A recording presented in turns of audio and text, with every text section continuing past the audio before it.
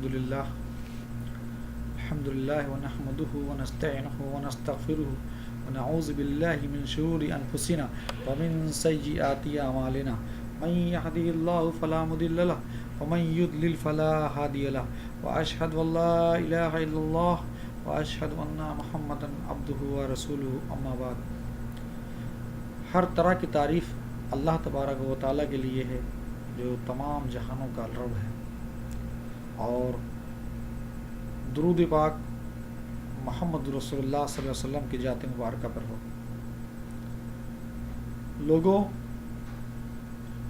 آج ایک بات میں آپ لوگوں کے سامنے رکھنا چاہتا ہوں. وہ یہ ہے کہ دنیا میں ہر طرح کے لوگ ہیں، اچھے بھی ہیں، برے بھی ہیں، اور یہ سمجھ لینا کہ برے زیادہ ہیں. برے زیادہ ہیں، اس کی وجہ سے یہ برائی عام ہے اور اچھائی کم ہے. یہ میں اپنے پاس سے نہیں کہہ رہا ہوں کہ برائی زیادہ ہے. یہ بات رسول اللہ صلی اللہ علیہ وسلم بھی بتا گئے کہ اکثر لوگ تو اللہ کے احکام نہیں مانتے ہیں، اور قرآن پاک میں بھی اللہ تعالیٰ نے فرمایا ہے کئی مقامات پہ اللہ تعالیٰ نے فرمایا ہے برے لوگ زیادہ ہیں اور اچھے لوگ کم ہیں. کہنے کا مطلب یہ ہے کہ آج ہم نے قرآن کو چھوڑ دیا اور قرآن کے مقابلے میں ایسی کتابیں ہم لوگوں نے پڑھنا شروع کر دیا جس کا راستہ صرف گمراہی کی طرف جاتا ہے، بھلائی کی طرف نہیں جاتا ہے. بہت سی ایسی کتابیں ہیں جو لوگوں نے دین کے نام پہ چلا رکھی ہیں، حالانکہ اس میں دین کی بات کچھ تو ہوں گی، لیکن زیادہ تر باتیں اس میں صرف بدعت، خرافات اور ایسے واقعات ہیں کہ جس کے اللہ رحم فرمائے. بس کہنے کا مطلب یہ ہے کہ آج دنیا جس طرح ہر کام کرنے کے لیے تحقیق کیا کرتی ہے، مثلا کوئی خبر آ جائے کہ فلاں چیز مارکیٹ میں ہے، اس کی تحقیق کرنے لگ جاتی ہے کہ کیا یہ صحیح ہے کہ غلط ہے، صحیح ہے کہ غلط ہے. دنیا میں ہر کام میں وہ تحقیق کرتا ہے، کیا میں یہ کرنا چاہیے تو فائدہ ہوگا، نہیں کرنا چاہیے تو نقصان ہوگا، کیا صحیح کیا غلط تحقیق کر لیتا ہے. لیکن جہاں دین کا مسئلہ آتا ہے وہاں لوگ اکثر لوگ پیچھے ہٹ جاتے ہیں. حتیٰ کہ چاہیے کہ دین کے مسئلے میں سب سے پہلے آگے رہیں، کیونکہ اللہ تبارک و تعالیٰ نے فرمایا کہ کوئی خبر آ جائے اس کی تحقیق کر لیا کرو. اس سے کوئی بھی خبر ہو سکتی ہے، دنیاوی بھی دین میں بھی، لیکن دین میں زیادہ. اس لیے دنیاوی خبر میں اگر تم تحقیق نہ بھی کرو گے تو زیادہ اس کے جھانسے میں آ سکتے ہو، دھوکے میں آ سکتے ہو، اور وہ گنہگار ہو جائے گا. لیکن اگر دین کے مسئلے میں اگر آپ نے تحقیق نہیں کی تو آپ کی پکڑ ہوگی. اس لیے کہ دین تحقیق نہ کرنے کی وجہ سے آپ غلط چیز کو ایکسیپٹ کریں گے، اور آپ وہی اپنے گھر والوں کو بتائیں گے، بچوں کو بتائیں گے، تو وہی آپ ہی کا طریقہ وہ لے کے چلیں گے. تو اس کا ذمہ دار کون ہوگا جو بگڑیں گے؟ آپ. تو کیوں نہ اچھی بات کو بتائی جائے. اچھی بات کہاں سے آئے گی جو ہمیں تحقیق ہی نہیں، جو ہمیں کسی نے کہہ دیا ہم نے مان لیا. حتیٰ کہ ہمیں پہلے تحقیق کرنا چاہیے کہ کیا صحیح کیا غلط. صحیح ہے بے شک اہلاً و سہلاً ماننا چاہیے، لیکن اگر وہ صحیح نہیں ہے تو میرے بھائی اس بات کو ماننا ضروری نہیں ہے. یہ قرآن مجید ہمارے پاس ہے.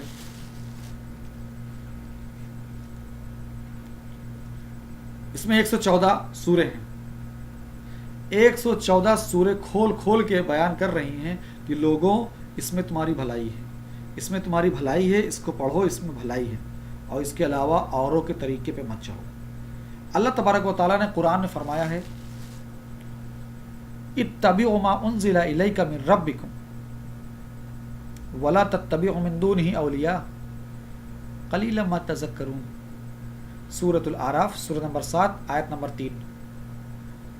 یعنی اے لوگو اطاعت کرو اس کی جو آپ کے رب کی طرف سے نازل ہوا ہے. کیا نازل ہوا ہے؟ قرآن. اطاعت کرو اس کی جو آپ کے رب کی طرف سے نازل ہوا ہے. تو قرآن ہی تو نازل ہوا ہے، اس کی اطاعت کرنا ہے. اسی کی اطاعت میں اللہ کے رسول صلی اللہ علیہ وسلم کی بھی اطاعت ہے. اطاعت کرو اس کی جو آپ کے رب کی طرف سے نازل ہوا ہے. ولا تتبعوا من دونہ اولیاء، اور اپنے بنائے ہوئے اولیاء کی اطاعت نہ کرنا، ان کی پرستش نہ کرنا، ان کی پیروی نہ کرنا. قلیلا ما تذکرون، اور تم بہت کم ہی غور کرتے ہو، بہت کم ہی غور کرتے ہو. تو ہمیں اطاعت کرنا چاہیے اللہ کی کتاب کا اور رسول اللہ صلی اللہ علیہ وسلم کے فرمان کا. لوگ سمجھتے ہیں یہ کتاب ہر آدمی پڑھ ہی نہیں سکتا. ارے میرے بھائی کیوں نہیں پڑھ سکتا ہے؟ ہر آدمی پڑھنے کے لیے کتاب تو آئی ہے. کوئی خط بھیجتا ہے، کہیں کوئی میسج بھیجتا ہے، کیا ہوتا ہے اس کا مطلب؟ کیا ہوتا ہے بھائی؟ پڑھو سمجھو. قرآن تو ہر گھر میں رکھی ہے، لیکن پڑھ تو لیتے ہیں، عربی پڑھتے ہیں، عربی متن پڑھ لیتے ہیں، اس کا مطلب تو پتہ ہی نہیں. میرے بھائی جو اگر مطلب پتہ ہی نہیں تو آپ پڑھتے رہو جتنا پڑھنا ہے، جب تک اس کا اصل مقصد نہیں معلوم ہوگا. اصل مقصد کیا ہے اس کا؟ اللہ تبارک و تعالیٰ نے فرمایا سورۃ القمر سورہ نمبر 54 آیت نمبر 17 آیت نمبر 22 آیت نمبر 32 آیت نمبر 40. یعنی اللہ تبارک و تعالیٰ نے اس قرآن میں فرمایا ہے سورۃ القمر سورہ نمبر 54 آیت نمبر 17 آیت نمبر 22 آیت نمبر 32 وَلَقَدْ يَسَّرْنَا الْقُرْآنَ لِلذِّكْرِ فَهَلْ مِن مُدَّكِرٍ، اور ہم نے یہ قرآن کو سمجھنے کے لیے آسان کر دیا ہے، تو کوئی ہے جو سوچے سمجھے؟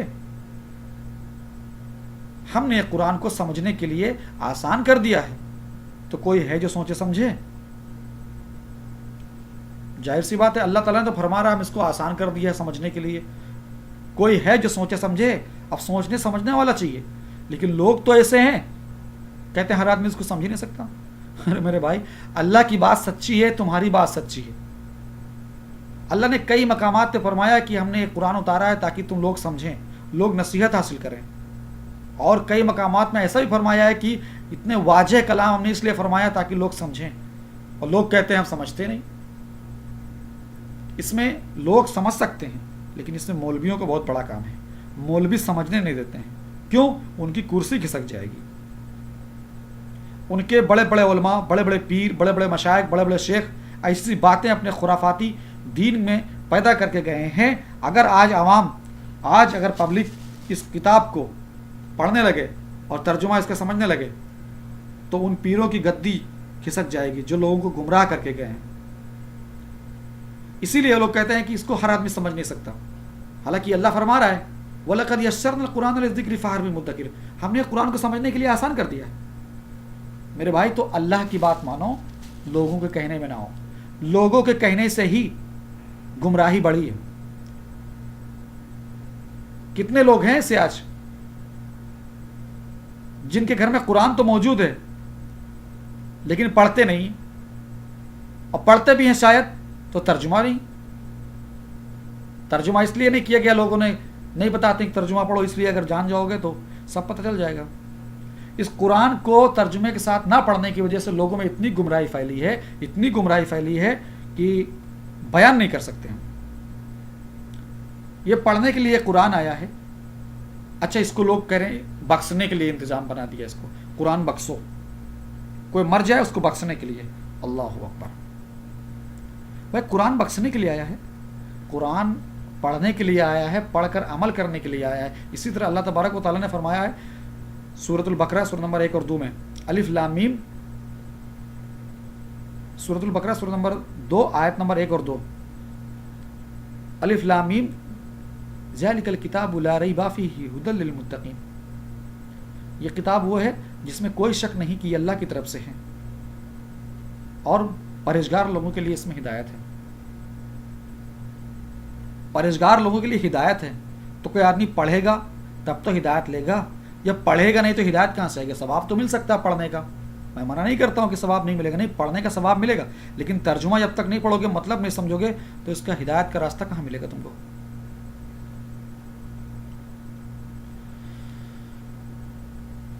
تو کہنے کا مطلب یہ تھا کہ لوگوں اس کتاب کو پکڑ لو، گمراہی سے ہٹ جاؤ گے انشاءاللہ. اور ایک بات اور بتا دیں، جو لوگوں نے یہ گمراہی پھیلا رکھی ہے، عید میلاد النبی، تعزیہ، ڈھول، تاشا، یہ نہ تو قرآن سے اس کا کہیں ثبوت ملتا ہے، نہ ہی رسول اللہ صلی اللہ علیہ وسلم کی حدیث سے کہیں ثبوت ملتا ہے. کہیں نہیں. پوری حدیث جکیڑا چھان ڈالو، کہیں نہیں، نہ قرآن پاک میں نہ حدیث میں ہے. پھر لوگوں نے اپنی طرف سے اس کو ایجاد کیا ہے. وہ بھول گئے کہ لوگوں کی بات پکڑنا کیا ہوتا ہے. اللہ کے رسول صلی اللہ علیہ وسلم کے مقابلے میں لوگوں کی بات کی ترجیح دینا، ان کو فراغت دینا کیا ہے؟ اپنے اعمال کو برباد کر دینا ہے. کرتے رہو، جو تم کو کرنا ہے کرو، جتنے بھی روزے رکھو، نماز پڑھو، حج کرو، زکوٰۃ کرو، لیکن اگر نبی کے مطابق نہیں ہو، نبی کے کہنے کے مطابق نہیں ہو، سارے اعمال برباد ہیں. کیوں؟ اللہ تبارک و تعالیٰ نے فرمایا سورۃ المحمد سورہ نمبر 47 آیت نمبر 33، یا ایھا الذین آمنوا اطیعوا اللہ واطیعوا الرسول ولا تبطلوا اعمالکم. اے وہ لوگوں جو ایمان لائے ہو، حکم مانو اللہ کا اور حکم مانو رسول اللہ صلی اللہ علیہ وسلم کا، اور ان کے مقابلے میں کسی اور کی بات مان کر ولا تبطلوا اعمالکم، اپنے اعمال برباد نہ کرو. یہ ہے بتانے کا مقصد کہ اللہ رسول کے مقابلے میں کسی اور کو بات کو ترجیح دینا، یہ اپنے اعمال کو برباد کرنا ہے. ولا تبطلوا اعمالکم، اپنے اعمال برباد نہ کرو. تو کیوں نہ ہم اس کتاب کو پکڑ لیں؟ اس کتاب میں اتنی سچائی ہے کہ کوئی آدمی پکڑ کر تو دیکھے. جو لوگ اس کے مقابلے میں اپنے مولوی اور ملاؤں کی جو کتابیں چلاتے ہیں، یہ در حقیقت لوگوں کو دین سے گمراہ کرنا ہے. اگر کوئی بات قرآن و حدیث کے مطابق ہے، بے شک وہ ماننے والی بات ہے. ہم سارے علماء کی احترام کرتے ہیں، عزت کرتے ہیں، لیکن جہاں بات ماننے والی ہوگی کہ رسول کے مقابلے میں ماننا ہے، تو پھر ایسی بات کو نہیں مانا جا سکتا. کیوں؟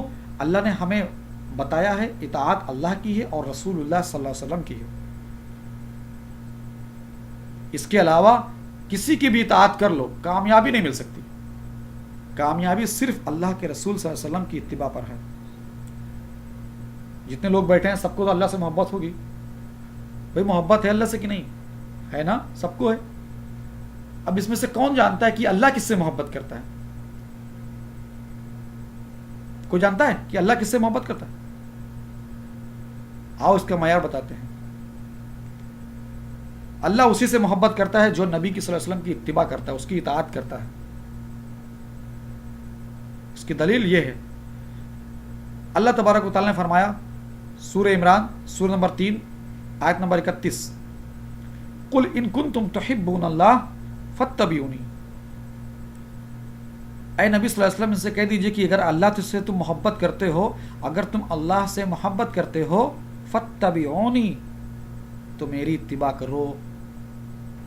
میری اتباع کرو، رسول کی اتباع کرو اگر تم اللہ سے محبت کرتے ہو. فائدہ کیا ہے اس کا؟ یحببکم اللہ. اس کا فائدہ یہ ہے کہ اللہ تم سے محبت کرے گا، اور جس سے اللہ محبت کرے وہی تو ولی اللہ ہے. نبی کی اتباع تم کرو گے، اللہ تم سے محبت کرے گا، اور جس سے اللہ محبت کرے وہی ولی اللہ ہے. آگے فرمایا وَيَغْفِرْ لَكُمْ جُنُوبَكُمْ وَاللَّهُ غَفُورٌ رَحِيمٌ. وہ تم کو بخش دے گا، تمہارے گناہ معاف کر دے گا، اور وہ بڑا بخشنے والا مہربان ہے. کس وجہ پر؟ ایک رسول اللہ صلی اللہ علیہ وسلم کی اتباع کرنے پر. تو لوگوں اطاعت کرو اللہ کی اور رسول صلی اللہ علیہ وسلم کی. اور ہمارے لیے سارے علماء احترام کے لائق ہیں، عزت کے لائق ہیں، لیکن اگر اللہ کے رسول صلی اللہ علیہ وسلم کے، اللہ کے اور رسول صلی اللہ علیہ وسلم کے مقابلے میں کوئی بات آ گئی، فَإِن تَنَازَعْتُمْ فِي شَيْءٍ فَرُدُّوهُ إِلَى اللَّهِ وَرَسُولِهِ. اگر کسی بات میں ذرا بھی اختلاف ہو جائے لوگوں میں کہ کوئی مولوی تو یہ کہہ رہا ہے، کوئی مولوی یہ کہہ رہا ہے، کوئی مولوی یہ کہہ رہا ہے، ہمیں کیا کرنا ہے؟ فَرُدُّوهُ إِلَى اللَّهِ وَرَسُولِهِ، اس کو اللہ اور رسول کی طرف لوٹا دینا ہے.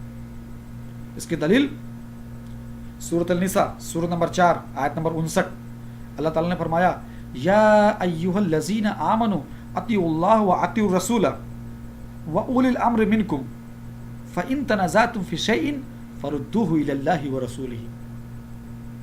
لوگو حکم مانو اللہ کا اور حکم مانو رسول اللہ صلی اللہ علیہ وسلم کا، اور علماء یا صاحب امر ان کی بھی بات مانو. یہاں اطاعت کرنے کا ان کا کام نہیں، ان کی بھی بات ماننا. اللہ تعالیٰ نے فرمایا اطیعوا اللہ و اطیعوا الرسول, یہ نہیں فرمایا و اطیعوا اولی الامر منکم, نہیں, و اولی الامر منکم, اطاعت اللہ کی, اطاعت رسول کی, و اولی الامر منکم, اور اولی الامر کی بھی بات مان لیا کرو. لیکن فَإِن تَنَازَعْتُمْ فِي شَيْءٍ فَرُدُّوهُ إِلَى اللَّهِ وَرَسُولِهِ, اللہ کا حکم مانو, رسول کا حکم مانو, اور علماء کی بھی عزت کرو اور ان کی بھی بات مانو. لیکن اگر تنازع پیدا ہو جائے کہ کوئی کچھ کہہ رہا ہے, کوئی کچھ کہہ رہا ہے, کوئی کچھ کہہ رہا ہے, تو ہمیں کیا کرنا؟ فَرُدُّوهُ إِلَى اللَّهِ وَرَسُولِهِ, ہمیں اللہ اور رسول کی طرف لوٹ جانا ہے. کتنی پیاری بات ہے. کیا بچا؟ کیا بچا؟ اللہ رسول بچے نا, اب تو کوئی علماء بچا نہیں. فَرُدُّوهُ إِلَى اللَّهِ وَرَسُولِهِ, لوٹا دو اللہ رسول کی طرف. تو اللہ کی کتاب تو ہے, رسول نہیں ہے, تو رسول کی کیا ہے؟ ان کی بات, ان کا فرمان ہے, حدیث. لوٹا دو قرآن و حدیث کی طرف. ان کنتم تؤمنون باللہ والیوم الآخر, اگر تم اللہ پہ یقین کرتے ہو اور آخرت پہ یقین کرتے ہو تو ذالک الخیر واحسن تاویلا, یہ بات تمہارے لیے بہت بہتر ہے اور اعتبار کے حساب سے بہت اچھی ہے.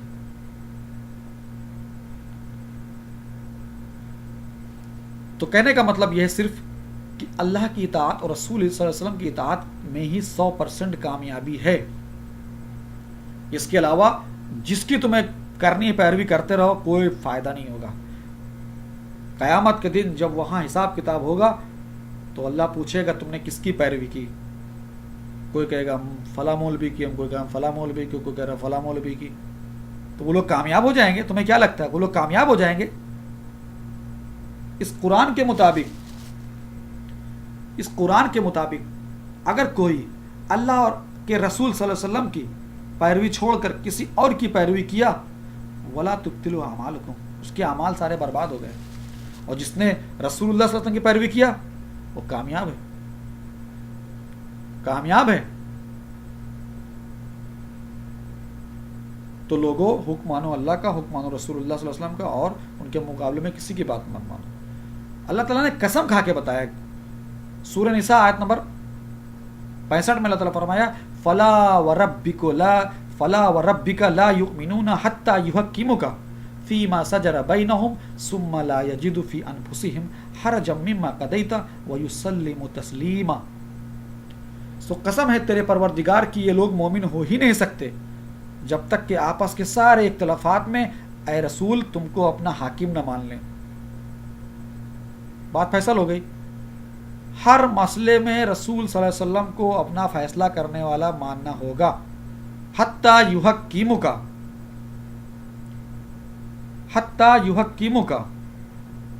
فلا وربک لا یؤمنون حتی یحکموک.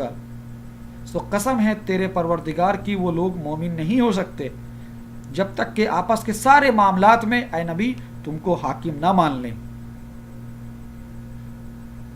تو جب نبی کو حاکم مان لیا تو ان کی ہر بات ہمیں تسلیم کرنا چاہیے, ہمیں ہر بات ماننا چاہیے. یہ نہیں کہ ہمارے امام نے نہیں کہا, ہمارے مولوی نے نہیں کہا, فلاں نے نہیں کہا, یہ کوئی کہے یا نہ کہے, کوئی رسول بن کر نہیں آیا. رسول ہمارا ایک ہی, کون؟ رسول اللہ صلی اللہ علیہ وسلم, جس کی ہم امت میں ہیں. ہمیں انہی کی بات مان کے چلنی ہے, تبھی کامیابی ہے. کہنے کو تو بہت کچھ ہے, باقی انشاءاللہ اگلی مجلس میں. وآخر دعواہم الحمدللہ رب العالمین. السلام علیکم ورحمۃ اللہ وبرکاتہ.